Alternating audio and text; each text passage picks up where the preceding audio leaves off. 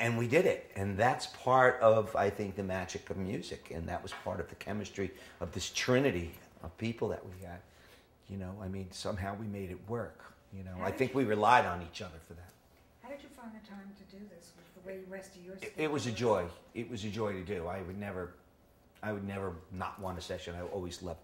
I would say, we're going to meet next week. We're going to, you know, because it was really a joy to get outside of what I normally do and do this project, because I was very excited about this project. I know this project not only has historical value, has entertainment value, but it's amazing songs, you know, and I think the story needs to be told. The story is a classic story. It could be anybody's story.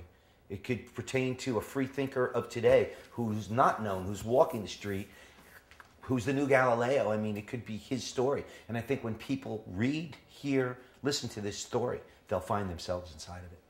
Some of the songs have a lot of humor in them. Like if you have 95 Bottles, which is a vampy, bluesy song, were you purposely sly with some of the lyrics in that? Of course. That was one of Craig's brainchilds, because, I mean, 95 bottles of beer on a wall is just like everybody sings that when you're going to the shore or camp or something, you know, and that is perfect for what we're talking about, age groups, because this goes from children to sophisticated adults, this writing. And we're not saying that Eposamabe or Aeropagitica could not reach the children. We think they'll know exactly what that means but they'll also know 99 bottles of beer and so on and so forth.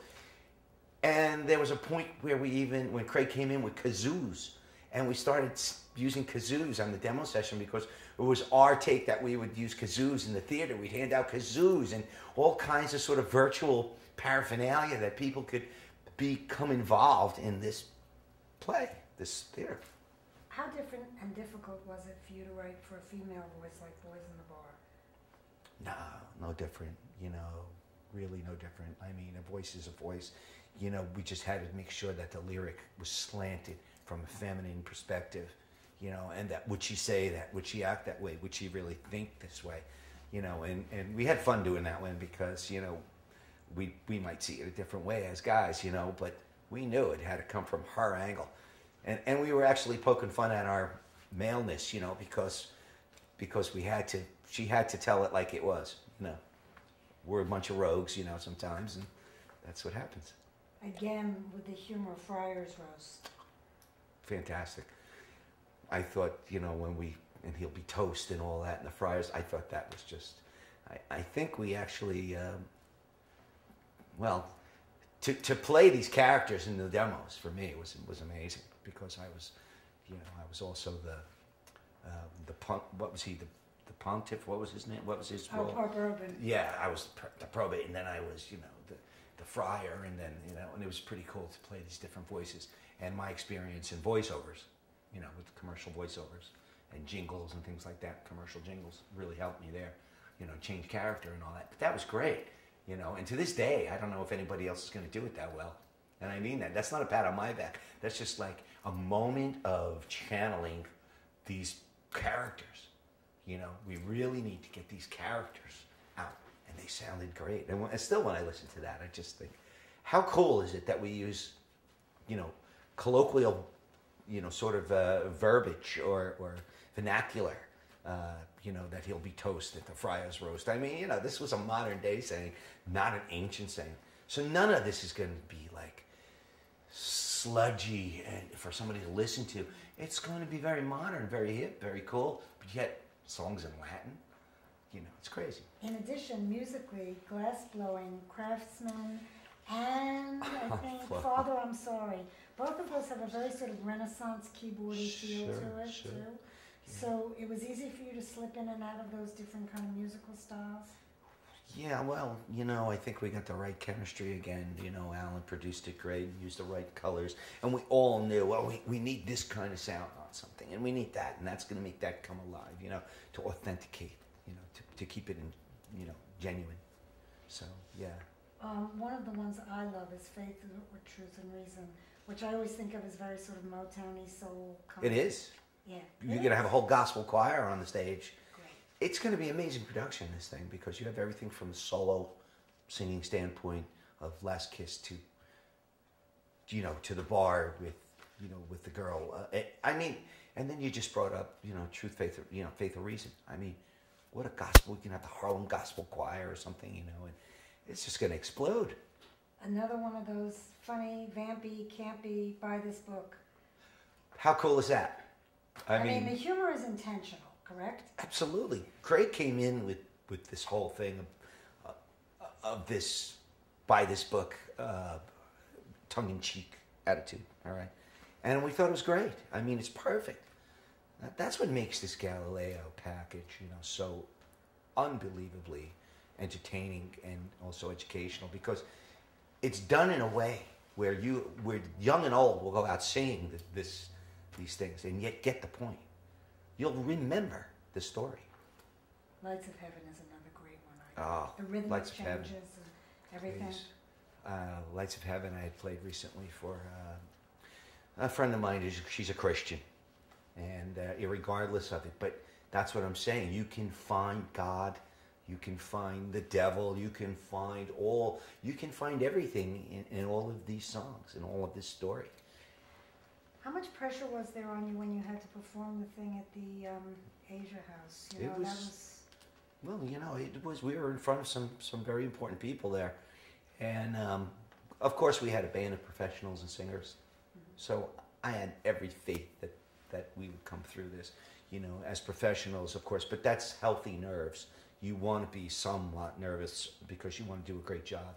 But I knew we were going to nail this, and we did. I mean, this was something, of course, that had futures assigned to it as well, and you really wanted this. You wanted to prove that this is going to work on the stage from a band point of view, without even the actor's point of view. And I think that there was, of course, pressure, especially when you have important people sitting in front of you. Well, also, how much time did you have to rehearse? I don't even know. We rehearsed a good week, I think, or 4 or 5 days, whatever it was. We had ample rehearsal time for what we were doing. Sorry, you're used to also walking into things and getting the Cold. stuff right on spot and doing a jingle or doing a performance. And Absolutely, stuff nothing can frighten me anymore. I mean, it's just, you just walk in cold and do it. I always learned to sort of land on my feet personally, and I knew that everybody we had handpicked in the band and the girl singers and so on, they were going to do it too. What music do you listen to now? Well, I don't really listen to heavy rock much. For example, I was just listening to Amos Lee when I came in the car. I love Amos Lee, and I went to see him with Dylan, and I loved Amos a lot more. And Bob is give me a break. Depends on which night you get Bob. Yeah. Well, he's not singing much anymore, but Amos was. Guitar or just piano? Yeah, piano, a little guitar, but he was just fabulous, Amos. Yeah, I mean, I got to get a second album now. I mean, because lyrically and melodically, I mean, this guy comes from so many incredible places, and I got his autograph on my CD, which was great. He opened that tour because I think Jeff Yeah. Kramer, who does Bob's tour, is his manager. So he's I mean, he was just killer, The hell was that? What's that? Oh, that's a car? It's Urban Crickets. Okay, so you listen to Amos Lee. What else? I listen to a lot of contemporary jazz and stuff to cool out. And every night before I go to sleep now, because since I've seen you, I've spent 6 weeks in Turkey, I listen to dervish flute music, which is one reed flute that has so many different, how did I put this, tones. He goes off in so many areas, this one particular CD I have. And I just always meditate and fall asleep to this now. So I listen to some strange stuff. But I mean, I'll put on Nickelback, and I'll put on, Motown stuff, because my favorite is all soul stuff. But I don't really like to be too influenced by, I mean, I've got that inside me. So What did you grow up listening to? I grew up listening to Motown and pop. I had a pop and sort of soul background. It's interesting how Beatlesy a lot of the music in Galileo sounds. Well, the isn't it? Beatles, I mean, come on, you can't just allow the Beatles once the Beatles came out. But they're in their own category, I suppose I should have said, and the Beatles. I knew every Beatles song, I still know them by heart. So, I mean, yeah, that's the beautiful thing. Craig's a big Beatles fan. We're all big Beatles fans. And what we didn't do, really, was we sort of stole from the Beatles, but we didn't ape them. There's influences there, but it's not their songs. You're not going to hear a direct steal. No. You're just going to hear a Beatles influence. Like wow, the Beatles could have done Areopagitica, you know? I hear Beatles, I hear Queen. Sure. I hear Bowie, I hear Sure. Elton, You hear I blues, a you lot of hear stuff. gospel. Yeah. I don't know what there isn't. Craig said that you would sit around, the three of you, and you'd say, now, is this ripped off from anybody? Look, you know, there's an old saying, if you're going to cop it, top it. So if we did sort of use the influence, we would make it better and indistinguishable. I don't think there's one copyright infringement here or anything like that. You know what I mean? So there's nothing like stolen lines or stolen chords or anything, but it's influenced. And that's paying tribute and honor to these artists. I think we're cool with this. Unless Good. you want more, you would. It's pretty good. I mean, that's we're a quarter succinct, of right? 8. We zip through that. Well, we're professionals. Yeah, So- I think I knew our so- line of questioning. And I went So, with that, you want to start on the song? I'd love to hear the song. We'll do a little, you know, Alan will walk Here's you what Whenever he happened. comes. Just so you know what happened with this song. He played me a riff. Okay. And I said, this sounds great. Then he starts sort of singing it, but he had a terrible cold, but he was still singing it. Okay. But I could hear it, and I said, keep 2 of them. There's 2 songs, actually, but this is the one you were working on is Everywhere, right? Yeah. Okay.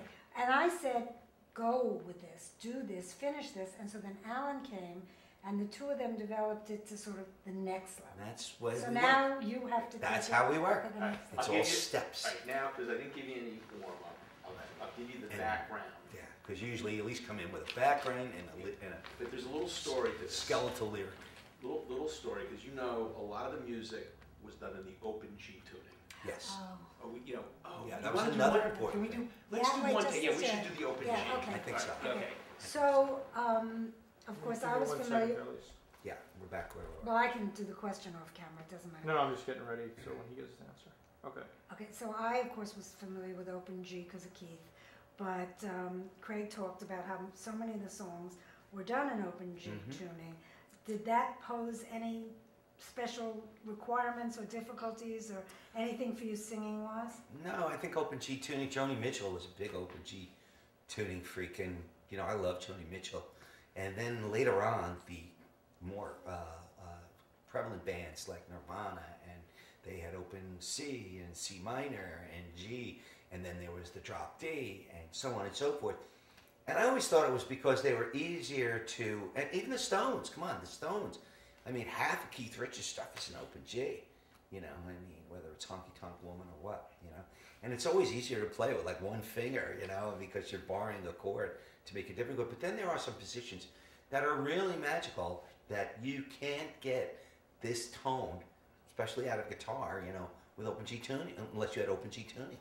So it's kind of it's magical to me because I was always a standard player.